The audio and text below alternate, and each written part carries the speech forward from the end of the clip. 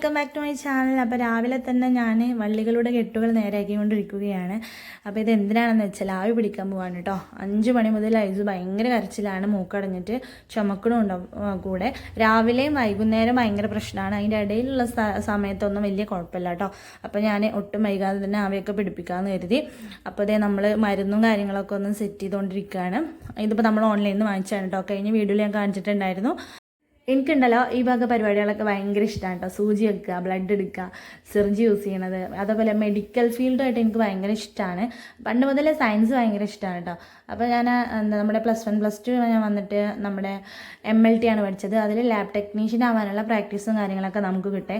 അപ്പോൾ ആ ഒരു ടൈമിൽ ഞാൻ സിറിഞ്ച് അതുപോലെ ബ്ലഡ് അങ്ങനത്തെ സംഭവങ്ങളൊക്കെ ആയിട്ട് കുറച്ച് കണക്റ്റഡ് ആണ്. അപ്പോൾ വീണ്ടും അതൊന്ന് യൂസ് ചെയ്യാനുള്ളൊരു അവസരം കിട്ടിയതാണ്. നമ്മൾ പഠിച്ച കാര്യങ്ങളൊന്ന് വീണ്ടും ഓർക്കാനും അങ്ങനെ ഇതൊക്കെ ഞാൻ ഈ സിറിഞ്ച് യൂസ് ചെയ്യുന്ന സമയത്ത് എനിക്ക് എൻ്റെ ക്ലാസ്സും ഫ്രണ്ട്സും അങ്ങനെയൊക്കെ മൈൻഡിൽ വന്നു പോയേ. ഞാൻ ലാബ് ടെക്കിനുള്ള പ്രാക്ടീസ് ചെയ്തുവെങ്കിലും ഞാൻ ഒരു ലാബിൽ വർക്ക് ചെയ്തിട്ടില്ല കേട്ടോ. എക്സ്പീരിയൻസും കാര്യങ്ങളൊന്നും ഇല്ല, അതിനുള്ള ഒരു അവസരം കിട്ടിയിട്ടില്ല എന്ന് വേണമെങ്കിൽ പറയാം.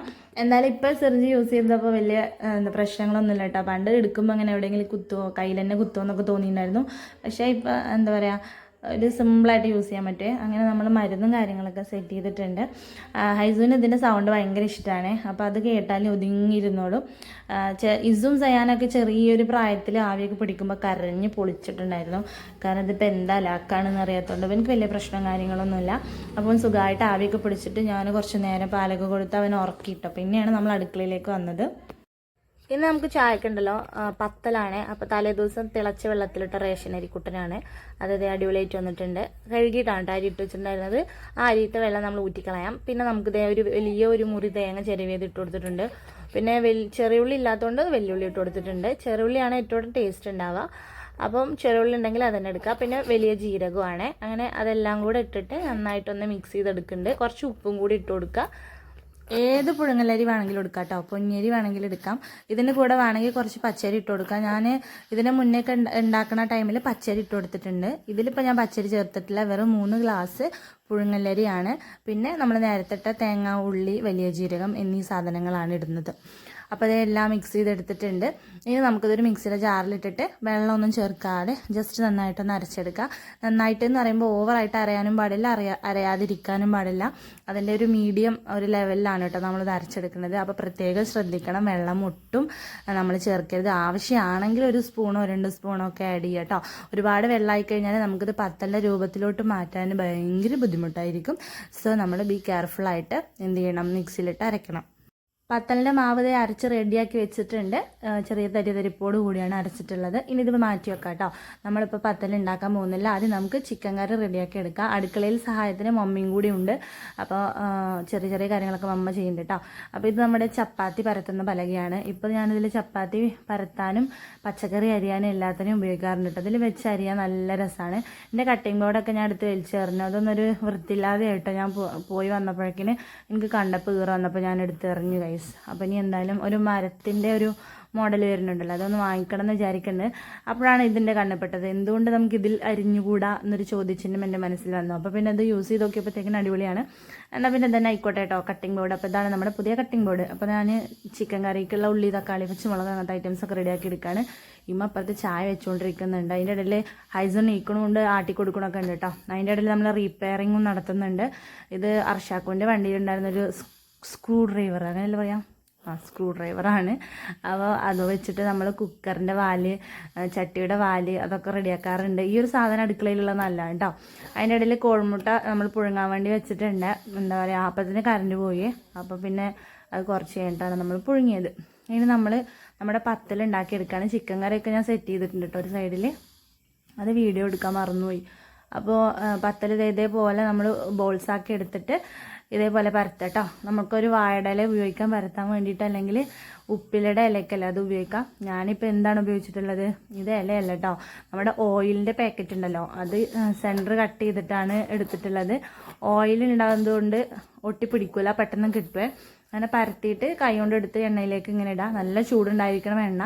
അതേപോലെ ഇട്ട് കഴിഞ്ഞിട്ട് ഇങ്ങനെ തന്നെ പൊന്തി വരുവേ, അതുവരെ വെയിറ്റ് ചെയ്യണം. കുറച്ച് നമ്മുടെ പുഴുങ്ങല്ലരി ആയതുകൊണ്ട് വേവാൻ കുറച്ച് ടൈം എടുക്കും. ഇതേപോലെ തന്നെ അത് എണ്ണയുടെ അടിയിൽ നിന്ന് മേലേക്ക് ഇങ്ങനെ വരുമ്പോൾ നമുക്കൊന്ന് മറിച്ചിട്ട് കൊടുക്കാം.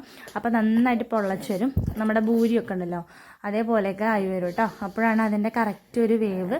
പിന്നെ നന്നായിട്ടൊരു ഗോൾഡൻ കളറൊക്കെ ആവുന്ന സമയത്ത് നമുക്ക് എണ്ണയിൽ നിന്ന് കോരിയെടുക്കാം കേട്ടോ. നല്ല ടേസ്റ്റാണ് കഴിക്കാൻ വേണ്ടിയിട്ട്. പിന്നെ ഉള്ളി ചേർത്തുകൊണ്ട് തന്നെ ചെറിയ പൊട്ടിത്തെറിയൊക്കെ ഉണ്ടാവും ചെറുതായിട്ട് കേട്ടോ. ഇനിയിപ്പോൾ പൊട്ടിത്തെറി പേടിയാണെന്നുണ്ടെങ്കിൽ ഉള്ളി നിങ്ങൾക്ക് സ്കിപ്പ് ചെയ്യുക. പക്ഷേ ഉള്ളി ഇട്ട് കഴിഞ്ഞാൽ നല്ല ടേസ്റ്റാണ്. അപ്പോൾ അതേ ഫസ്റ്റ് പത്തൽ സെറ്റായിട്ടുണ്ട്, ബാക്കി പത്തലും സെറ്റായിട്ടുണ്ട്. അർഷാക്കുമാണ് ആദ്യം ചായ കുടിച്ചത് കേട്ടോ. ഇപ്പോൾ ആൾക്ക് അടുക്കളയിൽ ഇരുന്ന് കഴിക്കുന്നത് ഒരു ഹോബി ആയിട്ടുണ്ട്. വിത്ത് മുട്ടയൊക്കെ കടിക്കുന്നുണ്ട്. അതേ അമ്മ ഉണ്ട്, കുട്ടികളുണ്ട്, ഉപ്പപ്പുണ്ട്, എല്ലാവരും ഉണ്ട്. അങ്ങനെ രാവിലത്തെ ഒരു തിരക്കാണ് കേട്ടോ. അപ്പോൾ ഐസു ഇപ്പോഴും നല്ല ഉറക്കമായിരുന്നു. അപ്പോൾ ഷിഫ് വന്നിട്ട് ഉണർന്നപ്പോൾ എടുത്തിട്ട് ഓള് കളിപ്പിക്കുന്നുണ്ട്. ഉറക്കം റെഡിയായാലും ഇതേപോലെ ചിരിക്കും കളിക്കുകയൊക്കെ ചെയ്യുക. ഉറക്കപ്പിച്ചാണെന്നുണ്ടെങ്കിൽ കരഞ്ഞുകൊണ്ടിരിക്കും. ആരെടുത്താലും കളിപ്പിച്ചാലും കളിക്കൊന്നുമില്ല. ഷാക്കിർ ഇന്നലെ 2 മണി 3 മണിയൊക്കെ ആയിട്ട് വന്നതുകൊണ്ട് ഓന് ഇരുന്നിട്ടും കടന്നിട്ടും നടന്നിട്ടും ഉറങ്ങുന്നുണ്ട്. എങ്ങനെ ഉറങ്ങിയിട്ടും എനിക്ക് ഉറക്കം ശരിയാവണില്ല കേട്ടോ. ഉറങ്ങിക്കൊണ്ടിരിക്കണം. ഓനോട് ഉമ്മ പോയിട്ട് എന്തൊക്കെയോ പറയുന്നുണ്ട്. അത് നോക്കിയിട്ട് ഐസു ദേ ചിരിക്കണം, അന്ത വിട്ട് നോക്കുന്നുണ്ട്. അസമോളൊക്കെ രാവിലെ തന്നെ കയറി വന്നിട്ടുണ്ടായിരുന്നു. ഷീനതേ ഒരു പപ്പായൊക്കെ എടുത്ത് വന്നു. അപ്പോൾ നമുക്കൊന്ന് ഉച്ചയ്ക്ക് എന്താണ് പപ്പായ തോരൻ. അതിന് അർഷാക്കുൻ്റെ ഗ്ലാസ്സൊക്കെ വെച്ചിറങ്ങിയിട്ടുണ്ട് കേട്ടോ. അപ്പോൾ ആൾ കൂളിംഗ് ഗ്ലാസ്സൊക്കെ വെച്ചിട്ടപ്പോൾ എന്താ സംഭവം എന്നറിയില്ല, പൊടിയാണെന്നാണ് പറയുന്നത്, അറിയില്ല. എന്തായാലും അർഷാക്ക് പണിക്കോ ഇറങ്ങിയിട്ടുണ്ട്. കൂടെ സയാന് ഗ്രൗണ്ടിൽ പോകാൻ വേണ്ടി ഇറങ്ങിയിട്ടുണ്ട്. എനിക്ക് പിന്നെ രാവിലെ ഗ്രൗണ്ടിൽ പോയാൽ പിന്നെ ഉച്ചയ്ക്ക് വരും. പിന്നെ ഉച്ച കഴിഞ്ഞിട്ട് ഒരു 4 മണിക്ക് പോയാൽ പിന്നെ ഒരു 6 മണിക്ക് വരും. അങ്ങനെയൊക്കെയാണ് അവൻ്റെ ഷെഡ്യൂള്. എല്ലാവരും ഇതേ നോക്കി നിൽക്കുന്നു, എല്ലാവരും പോണത്. അത് കഴിഞ്ഞിട്ട് ഷാക്കിർ ഇത് ഉറക്കപ്രാന്തൊക്കെ മാറി കുളിയൊക്കെ കഴിഞ്ഞിട്ട് ഓൻ്റെ ഡ്യൂട്ടിക്ക് ഇറങ്ങിയിട്ടുണ്ട് കേട്ടോ. ഒന്ന് സുജിൻ്റെ കൂടെ ഇങ്ങോട്ട് പോവുകയാണ്. ഓന് സുജിൻ്റെ കൂടെ തന്നെയാണ് കേട്ടോ. അപ്പോൾ എങ്ങോട്ട് പോകാനുള്ള പരിപാടിയാണ്. കയ്യിനൊരു ഓപ്പറേഷൻ കഴിഞ്ഞതുകൊണ്ട് വണ്ടിയൊന്നും ഓടിക്കാൻ തുടങ്ങിയിട്ടുണ്ടായിരുന്നില്ല. ഇപ്പോഴത്തെ വണ്ടിയൊക്കെ വലിച്ച് പറിച്ച് കൊണ്ടുപോകുന്നുണ്ട് കേട്ടോ. ഒന്നിങ്ങോട്ട് വെയിച്ചാൽ 10 ആളാണ്. അപ്പം ഉമ്മക്ക് പേടിയാണ്. ഇപ്പോൾ കയ്യിൽ കമ്പിയല്ലേ, അപ്പോൾ ഒരു ചെറിയ ടെൻഷൻ. എന്തായാലും ഓൻ അങ്ങനെ പോയി. അപ്പോൾ ഇനി ഞാൻ ഷെയർ ചെയ്യാൻ പോണത് നല്ല അടിപൊളിയായിട്ടുള്ളൊരു നമ്മുടെ പാവയ്ക്ക കറിയാണ് കേട്ടോ. പാവയ്ക്ക മീൻസ് കൈപ്പക്ക കറിയാണ്. അപ്പം അതിന് വേണ്ടിയിട്ടുള്ള സാധനങ്ങളാണ് കേട്ടത്. ഇതൊന്ന് ഉണ്ടാക്കി നോക്കിയിട്ട് നിങ്ങളൊന്ന് പറയണേ. സൂപ്പർ ടേസ്റ്റാണ്. എന്താ പറയുക, എനിക്ക് ഭയങ്കര ഇഷ്ടമുള്ളൊരു കറിയാണ് കേട്ടോ. അപ്പോൾ എന്തായാലും നിങ്ങൾക്കും കൂടി ഉപകാരം ആയിക്കോട്ടെ എന്ന് കരുതി. പിന്നെ വേറൊരു കാര്യം, ഞാനിത് കുക്കറിലാണ് ഉണ്ടാക്കിയെടുക്കുന്നത്. സാധാരണ ഞാൻ മൺചട്ടിയിൽ അടുപ്പിലാണ് ഉണ്ടാക്കാറ്. അപ്പോൾ ഞാൻ കുക്കറിൽ റെസിപ്പിയാണ് കാണിക്കുന്നത്. കുക്കർ ചൂടായിട്ട് അതിലേക്ക് വെളിച്ചെണ്ണ ഒഴിക്കുക. എന്നിട്ട് അതിലേക്ക് നമ്മൾ കട്ട് ചെയ്ത കൈപ്പക്ക ഇട്ട് നന്നായിട്ട് വഴറ്റിയെടുക്കുക. അത് വഴന്ന് വരുമ്പോൾ നമ്മൾ ഉള്ളി ഇട്ടൊന്ന് വഴറ്റിയെടുക്കുക കേട്ടോ. എന്നിട്ട് അത് രണ്ടും കൂടെ അങ്ങോട്ട് മാറ്റി വെച്ചിട്ടുണ്ട്. പിന്നെ ഒരു മിക്സിയുടെ ജാർക്ക് കുറച്ച് ചിരവിയ തേങ്ങ ഇട്ട് കൊടുക്കുക. അരയ പാകത്തിനുള്ള വെള്ളം ഒഴിച്ചു കൊടുക്കുക. പാകത്തിന് എരിവ് ഞാനിവിടെ 2.5 ടേബിൾ സ്പൂൺ എടുത്തിട്ടുണ്ട്. പിന്നെ ഉപ്പ്, അതേപോലെ തന്നെ മഞ്ഞൾപ്പൊടി, പിന്നെ ഒരു 2 സ്പൂണ് മല്ലിപ്പൊടി കേട്ടോ. ഇത്രയാണ് ഇട്ട് കൊടുത്തിട്ടുള്ള പൊടികളായിട്ട്. എന്നിട്ട് നന്നായിട്ട് മഷി പോലെ നരച്ചെടുക്കുക. ഇനി മാറ്റി വെച്ച കൈപ്പയ്ക്ക് ഉള്ളി ഉണ്ടല്ലോ, അതിക്ക് നമ്മൾ തക്കാളി 2 പച്ചമുളക് ഇട്ട് കൊടുക്കുക കേട്ടോ. അരിഞ്ഞിട്ട് വേണം ഇടാൻ. പിന്നെ നമ്മൾ കുതിർത്തി പിഴിഞ്ഞെടുത്ത പുളി അത് കുറച്ച് പാകത്തിന് ഒഴിച്ചു കൊടുക്കുക. ഈ എരിയും പുളിയൊക്കെ നമ്മുടെ ഇഷ്ടത്തിന്, നമ്മുടെ ടേസ്റ്റിനനുസരിച്ച് ഇടാം കേട്ടോ. അപ്പോൾ പുളിയും കൂടെ ആയി. ഇനി നമ്മൾ അരച്ച് വെച്ചിട്ടുള്ള തേങ്ങയുടെ അരപ്പ് ദേ നന്നായിട്ട് മഷി പോലെ അരച്ചിട്ടുണ്ട്. മിക്സിയുടെ ജാറ് കഴുകി ഒഴിക്കാൻ മറക്കരുത്. നന്നായിട്ട് കറി ഒന്ന് ലൂസാക്കി എടുക്കുക. ഇതിപ്പോൾ നല്ല തിക്കാണ് കേട്ടോ. അപ്പോൾ ഞാൻ വീണ്ടും കുറച്ചുകൂടെ വെള്ളം ഒഴിച്ച് ലൂസാക്കുന്നുണ്ട്. മൊത്തത്തിൽ ആ ഒരു പാത്രം ഫുള്ളായിട്ടോ. പിന്നെ നമ്മൾ നേരത്തെ വഴറ്റാൻ ഉപയോഗിച്ച കുക്കറിലേക്ക് കുറച്ച് വെളിച്ചെണ്ണ ഒഴിച്ചു കൊടുക്കാം.